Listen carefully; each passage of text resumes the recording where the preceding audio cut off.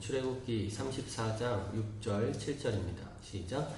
여호와께서 그의 앞으로 지나시며 선포하시되 여호와라 여호와라 자비롭고 은혜롭고 노하기를 더디하고 인자와 진실이 많은 하나님이라.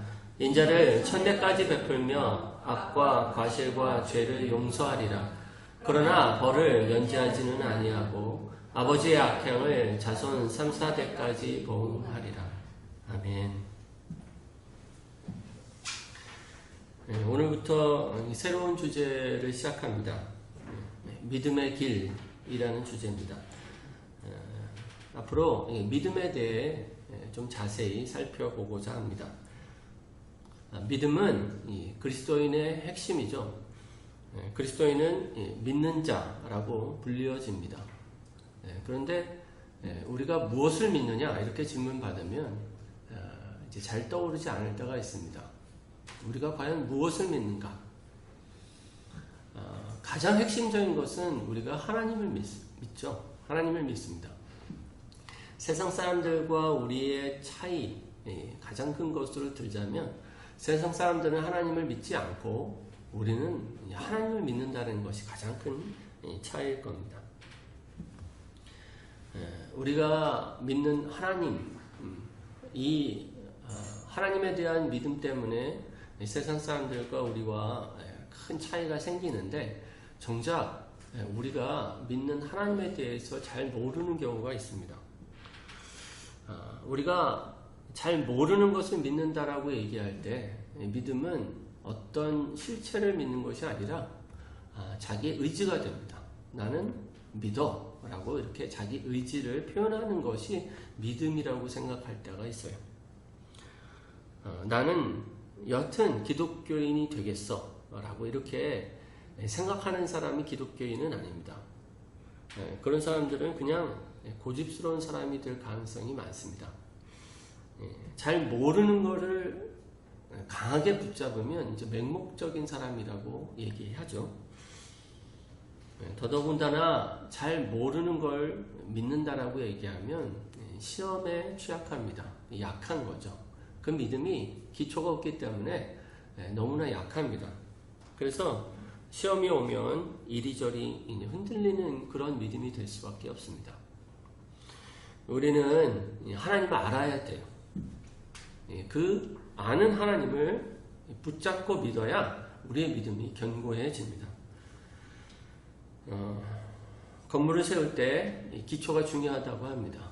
기초가 약하면 건물을 아무리 높이 세워도 흔들리는 건물이 될 수밖에 없는 것처럼 우리의 신앙이, 우리가 예수 믿는다는 삶을 살아가는 사람이 그 기초인 이 믿음이 약하면 우리의 신앙은, 우리의 삶은 흔들리는 삶이 될 수밖에 없어요. 앞으로 몇 주간이 될지 모르겠지만 이 믿음에 대해서 구체적으로 이렇게 살펴볼 텐데 저와 여러분이 이 믿음에 대해서 굳건히 서 나아가는 우리 모두가 되기를 바랍니다. 그래서 다른 어떤 것들보다도 믿음에 의해서 이렇게 장부 같은 믿음의 큰 사람이 되시기를 주의 이름으로 축원합니다. 오늘 말씀 34장 6, 7절, 이 6, 7절은 어떤 배경이 있어요. 32장부터 보면 이스라엘 백성이 하나님 앞에서 범죄한 사건이 하나가 나옵니다.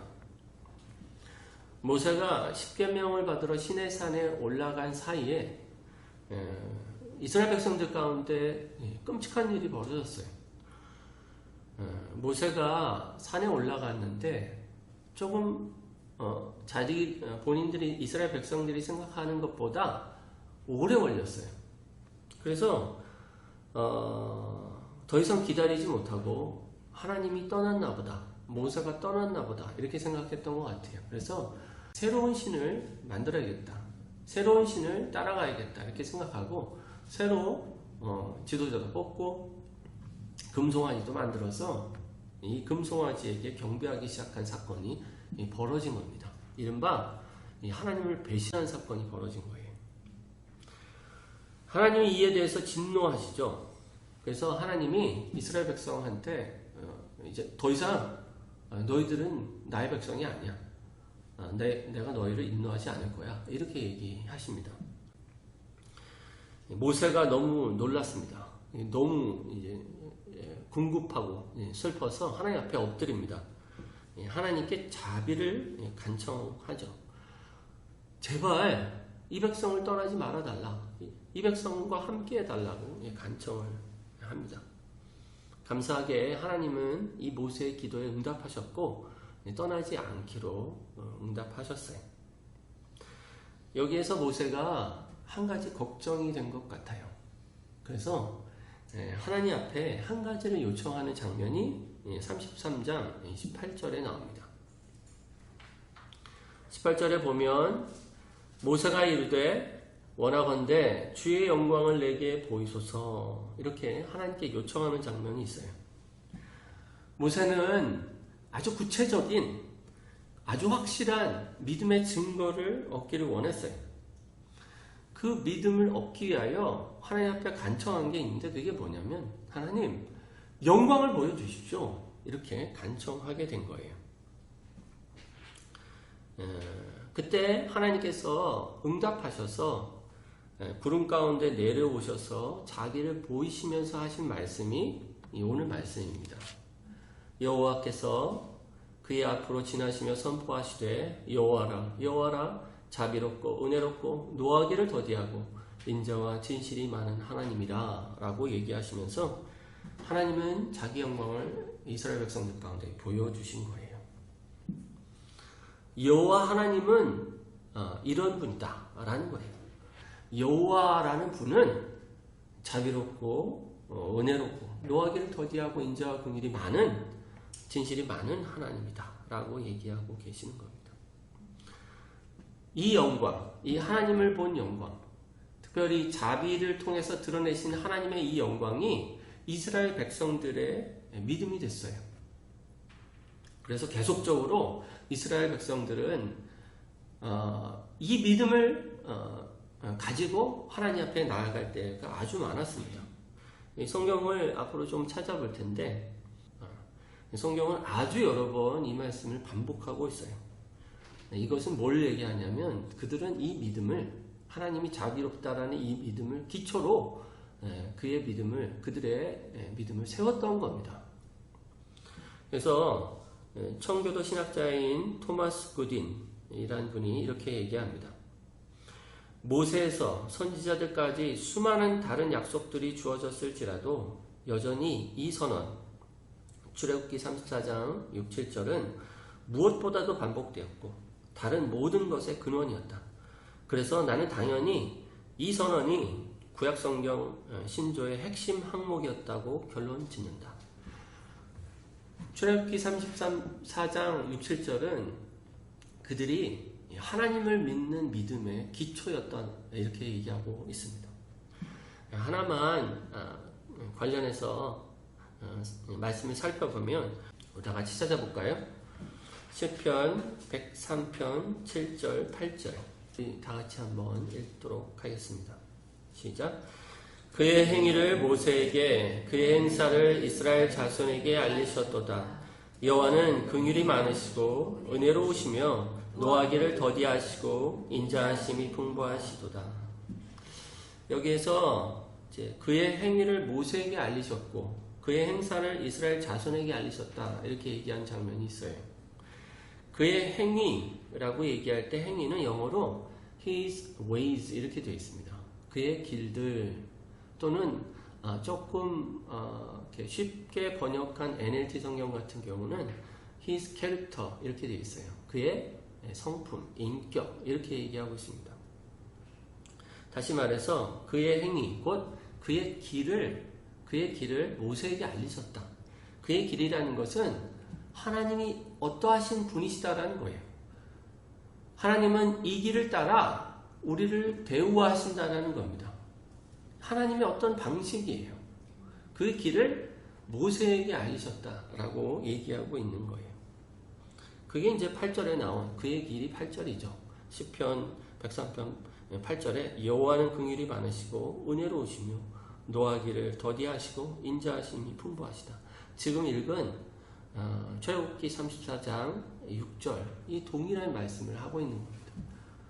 그러니까 시편 103편의 이 구절은 지금 출애굽기 34장을 설명하고 있는 거예요. 출애굽기 34장에서 하나님은 모세에게 하나님의 길을 알려주셨다. 하나님이 이런 분이다 라고 알려주셨다 라고 얘기하고 있는 거예요. 자기의 백성을 향한 하나님의 성품이 뭐냐면 자비하시다라는 거예요. 자비하시다. 그 자비하신 성품을 모세는 영광 가운데 보았고 이제고로는 근심하지 않고 두려워하지 않고 이스라엘 백성을 이끌고 가게 되었고 시시때때로 이스라엘 백성에게 하나님은 자비하시니까 하나님께로 돌아오라고 이렇게 모세는 가르쳤던 거예요. 그리고 선지자들은 이 말씀을 받아서 궁핍한 상황 가운데 있는 이스라엘 백성들에게 계속적으로 말씀했습니다. 하나님 자비하시다. 하나님 자비하시다. 그러니 하나님께 나아가라. 이렇게 계속적으로 얘기해 왔던 겁니다. 우리는 이 말씀을 통해서 우리의 믿음의 기초를 놓아야 합니다. 우리의 믿음의 기초. 그러기 위해서는 그들과 같은 이해가 있어야 하는데 다시 말해서 그들이 이해했던 방식으로 이 말씀을 이해해야 합니다. 지금 우리는 이스라엘 백성이 이해했던 방식으로 이 말씀을 이해하지 못하기 때문에 우리의 믿음이 제대로 서지 못하고 있다. 이렇게 말하고 싶습니다. 그들이 하나님의 자비하심을 깨달았던 길이 무엇인지 얘기한다면 먼저 자기 자신의 죄인됨을 깊이 깨닫는 방식으로 하나님의 자비하심을 이해했어요. 하나님이 자비하시다 라고 얘기할 때 이 자비하시다는 것은 그냥 어떤 진부한 용어가 아닙니다. 입에 달린 말이 아니라 그 죄악 때문에 하나님께 버려질 수밖에 없는 상황 가운데 있었어요. 도저히 돌이킬 길이 없는 것처럼 보이는 상황이었습니다. 변함이 없으시고 한번 정하시면 자기의 뜻을 굽히지 않는 하나님이 내가 너희를 버리겠다 이렇게 얘기하신 거예요. 근데 그 하나님 앞에 이스라엘 백성은 엎드려서 자비를 요청한 겁니다. 자비를. 하나님 안에 있는 성품, 이 자비를 요청했을 때 하나님이 응답하신 거예요. 그래서 우리가 하나님의 자비를 요청할 때 우리 마음 가운데는 그냥 하나님 자비로우시니까 자비로 대하시겠지라는 아주 상투적인 의미로 이 의미를 받아들이면 안 됩니다. 우리의 죄악을 깊이 깨달은 상황 안에서 우리는 하나님의 자비를 구하고 있어야 하는 거예요. 요엘서 2장 12, 13절 여호와의 말씀에 너희는 이제라도 금식하고 울며 애통하고 마음을 다하여 내게로 돌아오라 하셨나니 너희는 옷을 찢지 말고 마음을 찢고 너희 하나님 여호와께로 돌아올지어다. 그는 은혜로우시며 자비로우시며 노하기를 더디하시며 인애가 크시사 뜻을 돌이켜 재앙을 내리지 아니하시나니. 느헤미야 9장 17절입니다. 거역하며 주께서 그들 가운데에서 행하신 기사를 기억하지 아니하고 목을 굳게 하며 패역하여 스스로 한 우두머리를 세우고 종되었던 땅으로 돌아오자 하였나이다. 그러나 주께서는 용서하시는 하나님이시라. 은혜로우시며 긍휼히 여기시며 더디 노하시며 인자가 풍부하심으로 그들을 버리지 아니하셨나이다. 이것이 우리가 하나님의 자비하심을 깨닫고 이해하는 열쇠입니다. 그게 뭐냐면 우리 죄악을 깨닫는 거예요. 우리의 죄악. 우리가 얼마나 패역한지를 깨닫는 것. 이것이 자비하심을 이해하는 열쇠라는 겁니다. 자기의 죄악을 깨닫지 못하기 때문에 하나님의 자비하심도 깨닫지 못합니다. 자기가 어떤 상황 가운데서 건진받았는지를 모르기 때문에 하나님의 자비도 모르는 겁니다. 배은망덕한 거죠. 이스라엘 백성이 광야 가운데에서 정말 만나와 메추라기로 먹이시고 홍해와 요단강을 열리게 하시고 낮에는 구름 기둥과 밤에는 불 기둥으로 그들을 이끌어 가시고 보호하신 것들을 다 잊어버리고 그저 물이 없다고 하나님 앞에 불평한 이런 모습들이 바로 배은덕한 모습들일 겁니다. 우리가 하나님의 자비를 어디서 발견합니까? 오직 그리스도를 통해서 발견합니다. 우리는 죽을 죄인이었어요. 그런데 하나님은 자비하셔서 예수 그리스도를 우리 가운데 보내주신 겁니다. 우리가 그 그리스도를 알도록 하게 하셨고 그리스도를 믿게 하셨어요. 예수 그리스도를 통해서 우리의 죄를 씻김받게 하셨고 우리의 죄에도 불구하고 우리가 망하지 않게 하셨습니다. 그래서 우리는 예수 그리스도를 통하여 하나님의 무한한 자비를 봐요. 우리가 만약에 이것을 잊고 하나님 앞에 물이 조금 없는 것 때문에 불평하면 지금 출애굽기 32장에서 말하는 이스라엘 백성과 전혀 다른 것이 없는 겁니다. 그들은 하나님께서 베푸신 자비를 잊었고 그래서 하나님의 진노를 샀지 않았습니까? 그렇기 때문에 우리가 정말로 하나님께서 우리 가운데 베푸신 은혜를 특별히 십자가에서 나타나신 은혜를 잊지 않는 것, 이것이 가장 중요한 하나님의 자비를 이해하는 길입니다. 이 자비를 의지하면 우리가 일어날 수가 있어요. 일어날 수가 있습니다. 이 자비를 의지하면 용기를 낼 수가 있습니다. 이 자비를 의지하면 우리가 죄와 싸우는 우리가 됩니다. 모든 것을 이 자비로 살아가는 겁니다. 우리가 지난주까지 시편 130편을 보았는데 여러분이 시편 130편을 통해서 회개하면서 갖게 된 마음은 어떤 겁니까? 하나님의 자비하심입니까? 아니면 진노입니까? 저는 회개하면 할수록 우리 마음 가운데 느껴지는 것이 뭐냐면 이 하나님의 자비라고 믿어요. 정말로 회개하면 하나님이 우리를 자비롭게 대하시는 것을 경험하지 않을 수가 없는 겁니다. 어둠 가운데 죄악 가운데 있었던 우리를 씻기시는 것이 큰 자비이기 때문에 그렇습니다. 우리가 우리의 죄를 날마다 회개하면서 돌이키면서 하나님의 자비를 경험하시는 여러분 되기를 바랍니다. 두 번째로 이스라엘 백성이 하나님의 자비하심을 깨달았던 길은 뭐냐면 그들의 인생에 개입하셔서 역사하시는 하나님, 그 하나님을 통해 하나님의 자비하심을 깨달았습니다. 우리는 인생을 통해서 하나님을 깨닫습니다. 우리 인생 가운데 섭리하시는 하나님을 통해서 하나님을 배웁니다.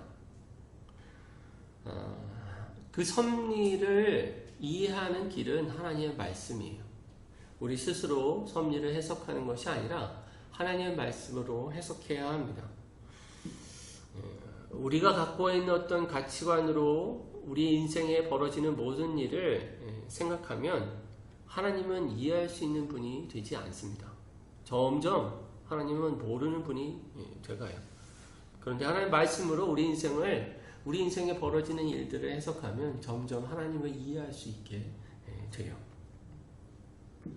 사실 이스라엘 백성들은 하나님을 제대로 깨닫지 못했어요.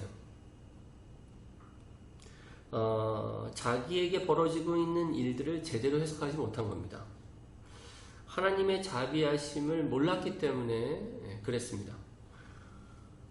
이스라엘 백성들은 광야 가운데 하나님의 영광을 봤죠. 아까 말한 홍해를 가른 것들을 통해 하나님의 영광을 봤습니다. 만나 메추라기를 통해서 먹이시는 걸 통해서 하나님이 어떠하신 분인지를 봤어요. 홍해 아니 구름기둥과 불기둥 이것들 통해서 자기 눈앞에 하나님의 살아계시고 우리를 사랑하신다라는 것을 그들은 볼 수 있게 경험했어요. 그런데도 그들은 하나님을 믿지 않았습니다. 시편 95편 8절에서 11절인데 우리 이것도 찾아봅시다. 제가 읽겠습니다. 시편 95편 8절에서 11절. 너희는 무리바에서와 같이 또 광야의 마사에서 지냈던 날과 같이. 무리바나 마사나 이 물이 없어서 불평하던 곳입니다. 너희 마음을 완악하게 하지 말지어다.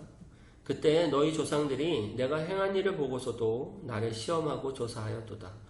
내가 40년 동안 그 세대로 말미암아 근심하여 이르기를 그들은 마음이 미혹된 백성이라 내 길을 알지 못한다 하였도다.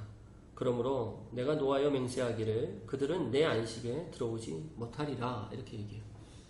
여기서 10절에 보면 눈에 들어오는 구절이 있을 거예요. 그들은 내 길을 알지 못한다. 하나님의 길, 곧 하나님의 성품, 하나님의 자비하심을 얘기한다고 했습니다. 그러니까 그들은 하나님을 수없이 경험했는데 하나님의 자비하심은 깨닫지 못한 거예요.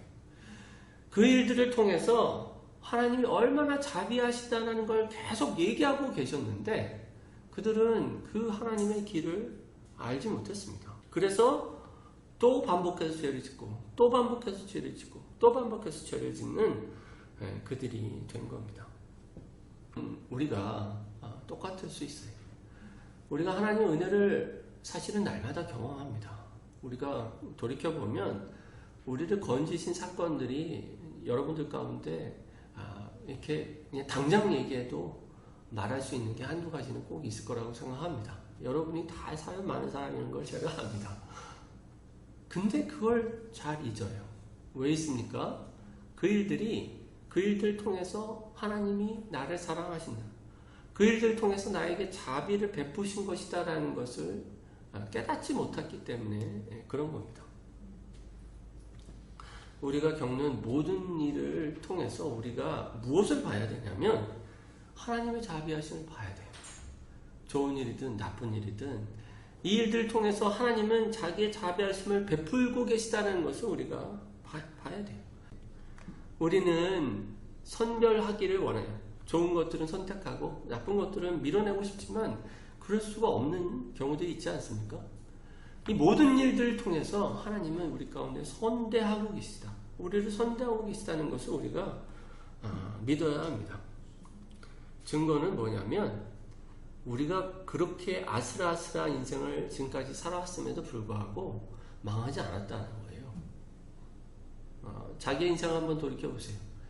얼마나 아슬아슬한 인생을 살았습니까? 누가 이렇게 이야기하지 못해도 정말 큰일 날 뻔했던 일들을 경험한 사람이 저는 전부라고 생각합니다. 저도 그래요. 단지 발을 헛디디는 이런 차원이 아니라 큰 사건 사고가 내 앞에서 이렇게 지나갔던 일들이 있었던 거예요. 그때마다 하나님은 자비로우셔서 우리를 건지셨고 그래서 우리가 망하지 않았었던 겁니다. 그래서 우리는 이 하나님의 자비하심을 믿어야 돼요. 하나님께서 돌보고 계시고 우리와 함께 하신다는 것을 믿어야 합니다. 이것이 믿음의 기초예요. 이 믿음이 없으면 다른 믿음이 세워지지가 않아요. 또한 우리가 가진 모든 것을 이해하는 근거로서 하나님의 자비하심을 붙잡아야 합니다. 우리가 가진 것, 힘, 건강, 가족, 자녀 다 하나님의 자비하심으로부터 나온 거예요. 우리가 뭘 받을 만하기 때문에 하나님께서 주신 것이 아닙니다. 받을 만하지 않아도 하나님께서는 우리 가운데 주시기를 작정하셨고 자비로 주신 겁니다. 만약에 우리가 받을 만하지 않았는데 하나님께서 그것을 자비로 주셨다라고 깨달으면 그건 그 순간 내가 받은 어떤 것, 그것이 재능이든 재물이든 그것이 내게 아닌 게 됩니다. 이것을 가지고 어떻게든 하나님께 영광을 돌리고자 마음이 바뀌어요. 그렇기 때문에 우리 인생을 통해서 하나님께 영광을 돌리지 않으려고 한다고 하면 그것은 자비하심을 모르는 결과입니다. 하나님의 자비하심을 아는 사람은 자기 인생을 통해서 하나님께 영광을 돌리려고 하는 겁니다. 불평한다는 거, 자비하심을 아는 사람들은 있을 수가 없는 일이죠. 덧붙여졌는데 어떻게 하나님께 더 요구할 수 있습니까? 자비로 요청할 수는 있죠. 하지만 요청할 때 마음 가운데는 어떤 요구가 아닌 겁니다. 요구가 아니에요. 주시면 감사하지만 주시지 않아도 감사합니다. 이렇게 할 수밖에 없는 그런 마음이 되는 겁니다. 말씀을 맺겠습니다. 우리가 하나님을 믿는다는 건 뭡니까? 하나님의 자비하심을 믿는다는 겁니다. 우리가 하나님을 믿는다고 하면서 하나님이 자비하시다는 것을 믿지 못하면 그건 하나님을 믿는 것이 아니다, 이렇게 얘기할 수 있습니다. 날마다 우리가 자비하심을 구하는 길은 우리의 죄악을 깨닫는 길이라고 했어요. 우리 죄악을 깊이 눈앞에 보고 있고, 우리의 죄악 가운데서 우리가 얼마큼이나 날마다 무너지고 있다는 것을 알고 있으면 우리는 자비하심을 구할 수밖에 없는 사람이 돼요. 여러분이 회개하시면 특별한 게 있는데, 그게 뭐냐면 점점 더 많이 회개하게 됩니다. 더 깊은 자기의 죄를 보게 돼요. 회개가 자주 있는 것이 아닌 사람에게는 이렇게 큰 것만 회개하죠. 그리고 반복적인 것만 회개합니다. 근데 그런 것들이 주님 앞에서 회개하고 돌이키면 이제 정말 핵심적인 것이 보여져요. 내가 하나님 앞에서 근본적으로 패역한 사람이라는 것이 보여지고, 그래서 하나님의 자비를 구하게 됩니다. 하나님의 자비를 구하면 드디어 하나님의 자비가 우리 가운데 꿀보다 달다는 것이 이렇게 경험되기 시작하는 겁니다. 저 여러분이 이 자비 안에 믿음을 세우고 자비로 살아가는 모두가 되시길 주의 이름으로 축원합니다. 굳세게 주님을 붙잡고 특별히 자비하심에 기대고 자비하심을 요청하며 그 자비하심을 맛보는 모두가 되시기를 바랍니다. 기도하겠습니다.